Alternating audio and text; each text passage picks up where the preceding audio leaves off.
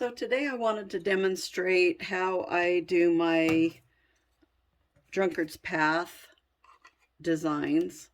And I have been working with a lot of designs recently where there are rounded curves, and that seems to intimidate people. And I have several classes coming up that are requiring some rounded curves. This is one of my blocks that has the rounded curves in it, and this is a 2-inch Drunkard's Path. But I'll demonstrate this using a 3-inch Drunkard's Path ruler. And what I do is, for the 3-inch, you got a 1/2 inch seam allowance, so you can cut these pieces to 3.5 inches. And I'm going to actually just cut it to 3 3/4 wide by 3.5. And then what you'll do is you just line up your, I've got this double thick 2 pieces, and I wouldn't probably do this more than 4 pieces at a time because they'll want to slide on you. And all you're going to do is line up this edge to the squared edges and then cut that out, and then this just gets thrown away there.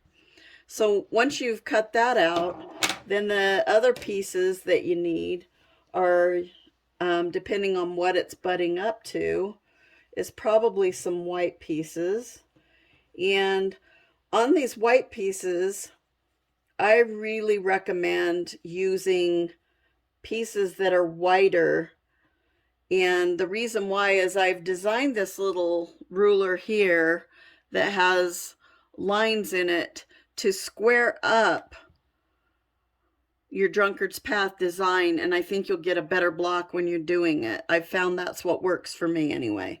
And so I'm going to cut some pieces that are 4 by 4. And these edges are squared up on this outside edge. And I'm going to take this piece here is used somewhere else, but I'm going to take this piece here. And what I'm going to do is just line it up on these outside edges. And I've got it wider here. And that's going to allow me, if I have some pull with these little pieces here, it's going to allow me to square that up better and make a better design. So I'm just going to follow that curve there. And you'll want to use a tinier blade on this cutter for the inside curves here. So I've got these cut, and these are going to butt up against one of these here. And then the other thing is I like to mark everything and find my centers. So on these pieces there are slots, and you're just going to mark the center on whatever pieces. Same thing on this piece here. I'm going to mark the center, and I'm going to mark the center on the front side. It won't show because it'll be buried in the seam. But what this allows me to do is to line up my pieces, wrong sides, right sides together, but I can see the mark that I'm going up to. And then I'm going to pin that. And I'm going to pin the centers. And then what I do is I flip these all the way around to the squared edge like that. And I'm going to pin that. And then I'm going to pin this other edge. Same thing, line up those squared edges.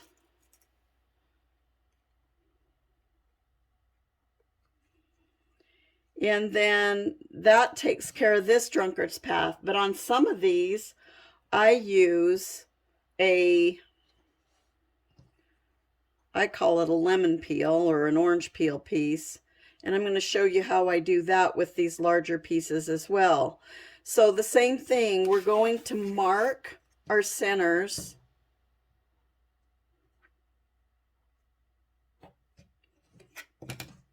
And we'll mark this center.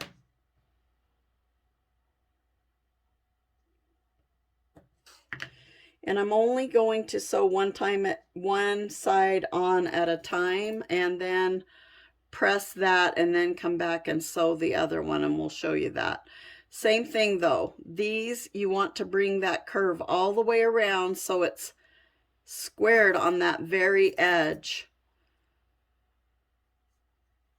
And I found if I pin all my pieces like that, I'm able to ease the pieces together easily when I sew, and I'll pull the pins as I go, and then you do your 1/4 inch seam.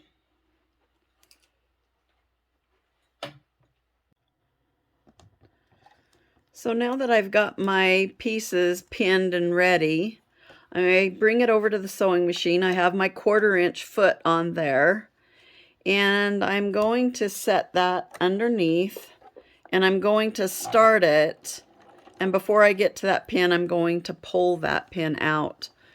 And then I just want to ease those pieces in, and I found having a little set of tweezers or something will help in this process.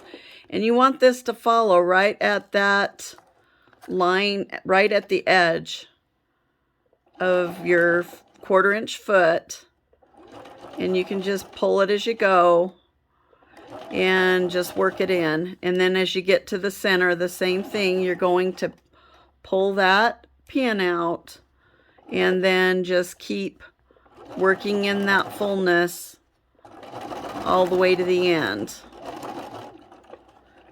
And if it looks like it's going to bunch up, just pull it and tug on it and then finish out.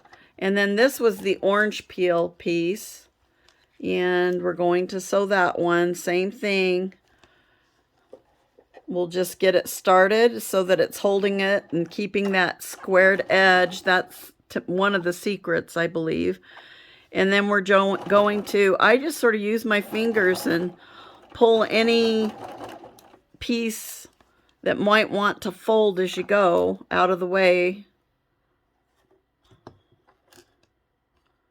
And when you get to that next pin, just pull it and work it in there.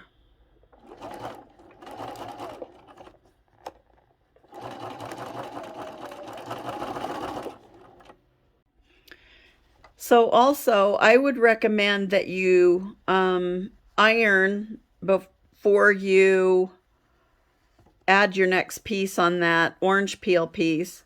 And also, you don't want to go iron and push with the iron. And what I found really helpful is if I just open it up and lightly finger press it and then set my iron down on this, it won't stretch this out of shape. And I just sort of pull some of these seams a little bit, and then I will take them to the iron. So I've got the other half ready to pin.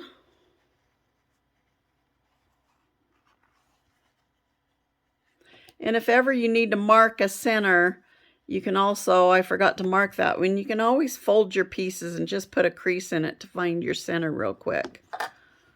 And then just place that up there and pin at the center. Now, the mistake you may want to make when you're doing the other half is you don't want this going all the way to the end. It's not long enough. It should only go to the 1/4 inch, beyond the 1/4 inch where the seam is, 1/4 inch beyond there. And then we'll do the other side, and the edge of this is just going to square up just a 1/4 inch beyond that seam.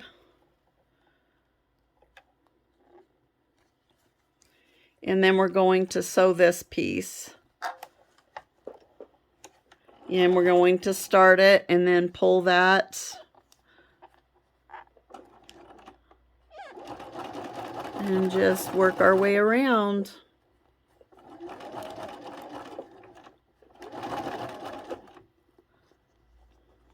And pull that pin. If you need to pull this out a little bit, you just pull that out.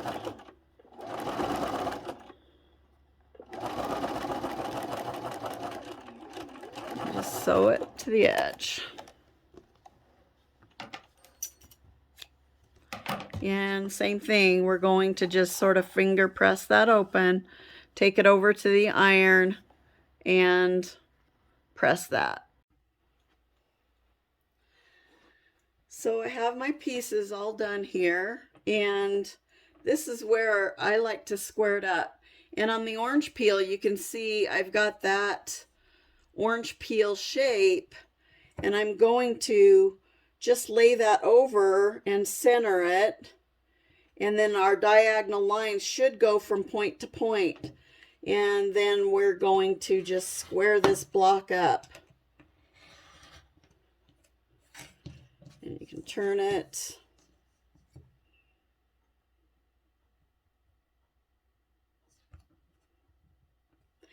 And I found by doing this, I have really square blocks when I start to put them together, and it makes them so nice. And on this one, we're going to do the same thing, only this rounded, one of the rounded sides will just match up to this, and you want to leave a 1/4 inch all the way around with that line coming down, and just square this up. And most of the time I've found that you only need to square this off this outside edge, but sometimes if you've sewn it a little bit crooked, then you come back and you just square up this edge as well. And then you've got pieces that are square, and when you start sewing them together, they're going to be so much nicer.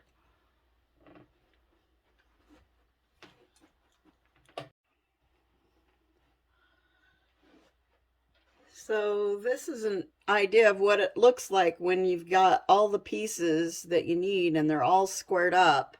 It makes for a really nice block to do it the method I've shown. So one more thing I wanted to demonstrate too was, if you don't want to waste a lot of fabric, but you want that extra on the squared edges, I've cut this piece at 4 by 5. And what you'll do is just leave about a 1/2 inch.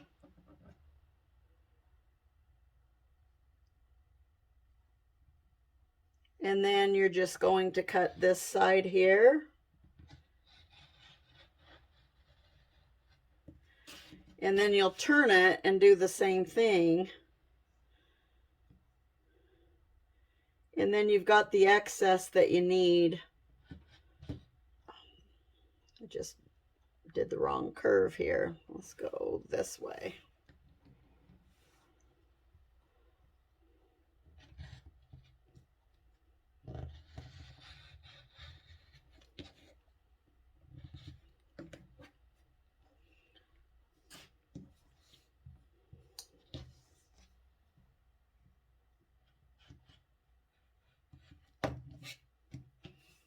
And then you've got the excess that you needed, the 1/2 inch. And by them overlapping how you do, you won't waste as much fabric on your cutout.